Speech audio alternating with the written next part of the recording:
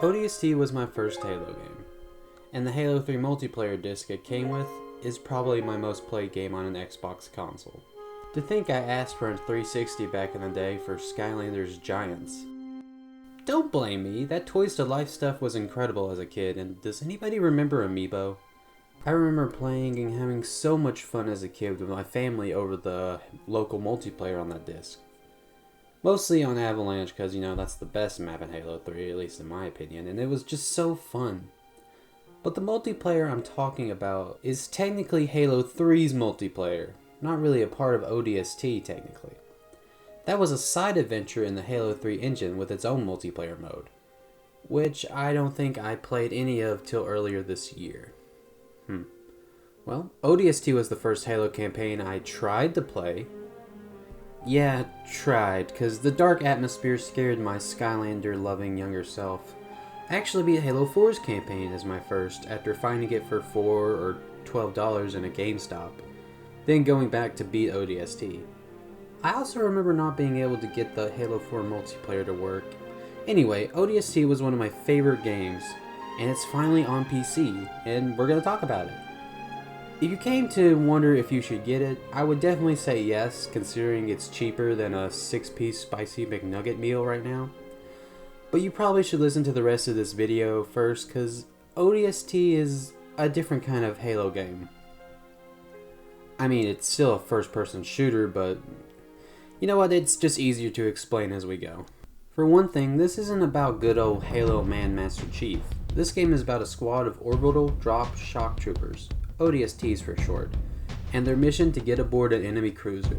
The plans change when the squad's commanding officer's ex-girlfriend/government agent shows up and changes the squad's destination mid-fall to the nearby city of New Mombasa. And oh, that's not good.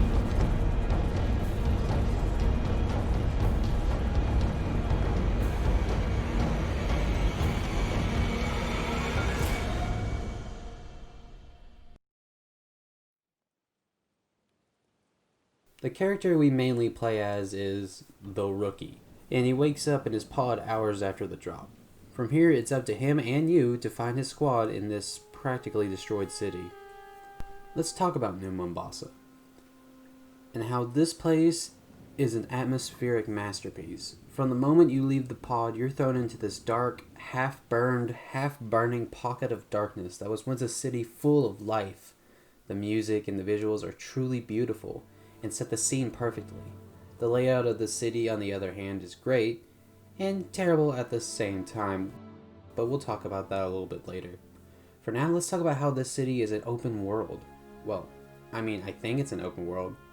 It starts linear until you beat the second mission, then it goes straight into a non-linear adventure where you choose which level to do until you beat the last of those 4 levels, which would be your 6th level, then it's linear again to the end.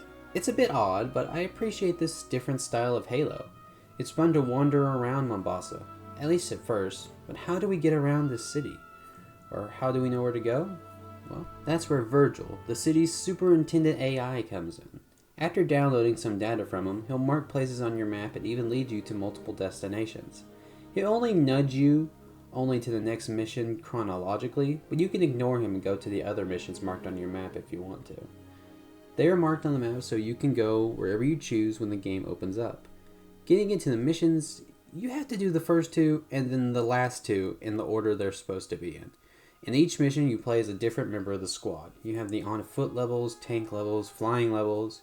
You're getting a whole Halo experience here. And if you're wondering why I mentioned 8 levels when the list says 11, well, they count the intro cutscene, the epilogue cutscene as levels, and they also count the street sections as the Rookie as levels, but I don't know. It's really more of a hub world if you ask me, but I guess that's technically a level. Anyway, the squad members themselves are fine. I frequently forget the red guy, Mickey, whenever I haven't played this game in a while, but they are your usual action hero guys, the tough one, the sarcastic sniper, the explosive guy, the leader, and the Rookie. You get it. You might get a chuckle out of them every once in a while, but I wouldn't really call them super fleshed out. But the game does want you to think about Buck and his ex Dare's relationship problems. Ah, it's your usual, we don't like each other, but we need each other. And then they get back together and resolve their past issues. Get you a girl with balls, rookie. You've seen this kind of relationship before, and well, yeah, I guess that does leave the rookie. He's just a silent protagonist who does some humorous actions from time to time in cutscenes.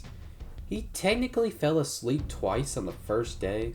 Must want to fall asleep instead of dealing with the fate of the world. I understand. It looks pretty rough out there. You know, if you do some of those missions out of order, then you'll probably have some questions on how the team met up, what happened to Romeo, and why Mickey is so forgettable. And, wait, what was your name? Oh, great. Now my forgetfulness is switching characters. You know, this game is actually like a noir kind of mystery. Even has all the jazz in the soundtrack. Which, oh man, the soundtrack. This soundtrack is phenomenal. Two songs that come off the top of my head have to be Deference of Darkness and Overture. They're just such good songs, and you can look up on YouTube this version of Overture with more rain and thunder mixed in. It's so good, and I highly recommend it. Every part, I think almost every song in this soundtrack is really good. Like if I went and listened to all of them individually, I'd probably like them all individually. It's just a really, really good soundtrack that adds to the atmosphere. Alright, it's time to go into gameplay and how the ODSTs are different from Spartans. They're pretty much Spartans. Okay, so there are some differences, but the only things you will really notice is the stamina system, which basically works how Halo CE and 2 played with how you had health and a shield. Stamina works like that. You run out of stamina, you take damage that affects your health bar. That's kind of how it works. And you can't dual wield, which is dumb. I mean, you can flip warthogs, carry and shoot a turret, carry and use a missile pod, use a gravity hammer, use a Spartan laser, but holding two guns is too much for them. I get maybe having the two new ODST weapons, which are silenced scoped versions of the pistol and submachine gun. I really like these weapons, by the way. Would kind of be overpowered if you can hold them both at once and zoom in at once. Actually, would that even be overpowered?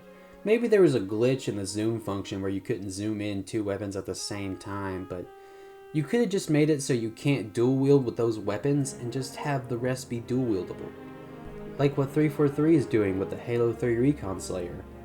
And if you think I'm being a little too upset, you're right, but the only reason I am is because they're ODSTs, they can't dual wield like a Spartan, but they can still grab a missile pod off the stand and shoot it like it's nothing. The ODSTs are just Spartans. They didn't make them different enough. They just have limits to what they can and can't do. And although they can't do everything, the point of the game is to play like a normal soldier in a series where you're always playing as a super soldier. Stealing a giant hammer from a brute and swinging it like a plastic baseball bat is not something a normal soldier should be able to do. Because if all soldiers could do this, then why would humanity ever have a problem in this war? I know this game was made in like a year, and it was going to be an expansion at one point to Halo 3. And for what it does, great, it does incredible, but for what it doesn't, oh man, this kind of shows it was a bit of a quick development. Okay, let's talk about the audio logs. Let me say now that Sadie's story is good, and it helps flesh out what happened to the city during the Covenant invasion. And it gives us some backstory on the superintendent that helps us on our adventure. His name is Virgil, by the way, and you have some other stuff happen to him. Anyway, I didn't listen to the audio logs in this playthrough. To me, it's a bit of side content that's not really going to affect my view of the game. I like it, but it doesn't really affect my view on ODST. I did a whole playthrough earlier this year where I listened and found to all 30 audio logs. And although I didn't listen to the story this time around, I did collect all of them, and collecting them does affect my view of the game. Earlier, this was a pain to find all 29 before doing the last free roaming mission. And this time, it was too. Looking for these things brings out every problem I have with the city of New Mombasa. Look, the city from a game development point of view is genius. You can reuse the areas for missions, but you just change the time of day. You can copy and paste some areas and have the excuse it's part of the city's layout. You can reuse these areas for a multiplayer firefight mode. where you or you and multiple 3 other people try to outlast a bunch of enemy forces. It's fun and I kind of recommend it. From a game design standpoint, this is great, especially for a game that's being developed in a year. But when you're searching for these areas for audio logs, it's terrible. Honestly, everything looks the same. It's really dark when the rookie goes through these areas. And before you say it, the visor is not night vision. It helps by putting colors around some things, and it brightens things up and zooms things in a little bit, but it's not night vision. You can find these audio logs out of order. It doesn't mark on the map where you found them, so if you get a guide after you already found some, it makes it quite the pain and go back and look at every single area. And even then, you'll probably miss them even with a guide, so you have to go back to each of those 29 areas again, which happened to me. Or you'll complete all the non-linear levels without getting all 29 audio logs, so you're stuck, which happened to me. Lucky for me and you, if you go to missions and press the streets button, you can go back and get the rest since the audio logs don't reset. So you never have to collect them again, even for some reason if you want to. This is great, but it doesn't make it less of a pain. And if you're wondering where the final one is, it's in the underground level. If you collect all 29, then you go to a secret room with a cop who turns out to be evil, and you kill him and get the final one. Finding these things are terrible. One good thing is that Virgil will subtly hint you to where an audio log is with car sirens or by changing screens to point you in a direction, which is great, but nobody in the game tells you any of this. And I even noticed the signs and thought they were trying to point me towards a mission, or they're just part of the background. Why would a car alarm point me in a direction? I get it's trying to get my attention, but why would I think that, honestly? I learned that they lead you to the audio logs when I was on the 29th one. It helped me find it, but I wish something or someone told you about this in game. And the only things you get from this, other than Sadie's story of course, are alternate cutscenes near the end of the game and supply caches. And look, these things are useful, I guess, but look, even on Legendary, you can just walk around and avoid enemies in the rookie street levels. I did a playlist of the rookie street levels on Legendary. You can walk around most of the fights. Sure, you have to fight sometimes, but still, I don't find the rockets and snipers worth it.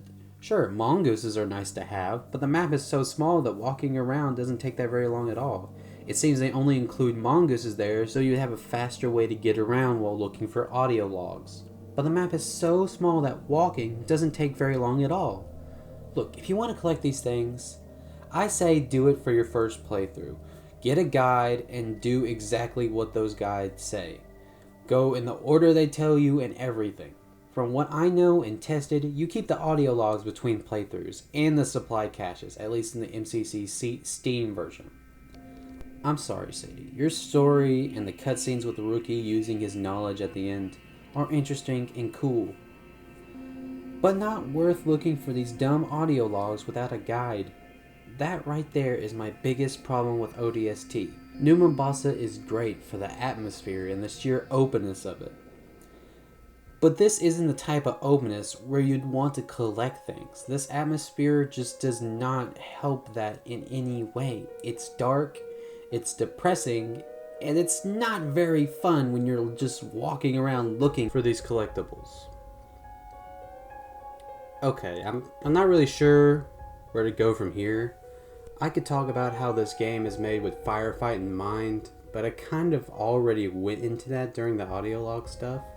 We could talk about the new game modes in Halo MCC multiplayer, but that really doesn't have that much to do with this unless you already have or plan to buy a Halo 3 on PC as well. How about this? Halo 3 ODST is a great game. It was an experimental title that showed the pros and cons of what could be done with Halo in an open area that wasn't just one level. The story and the characters in this game are good. They show us a side of the war that's not always seen through the visor of a Spartan. We see it through the eyes of a normal soldier, a civilian. The audio logs are a pain to do by yourself. Either get a guide and follow it as you play, or just watch the story on YouTube. Okay, just don't go after those things by yourself or without a guide. Those things are just kind of the worst. ODST is a fine game, And with Halo Infinite coming out sometime, I think it could learn a lot from ODST. And I'm excited to see where a modern open Halo feels and plays like. It's going to be so fun. By the way, this game came out in 2009 and the atmosphere is still just incredible. It's just so good. And this game is just like $5, maybe $6. Like, seriously, give this game a shot. It may just surprise you for it. Just like it surprised me how the rookie dies in a book.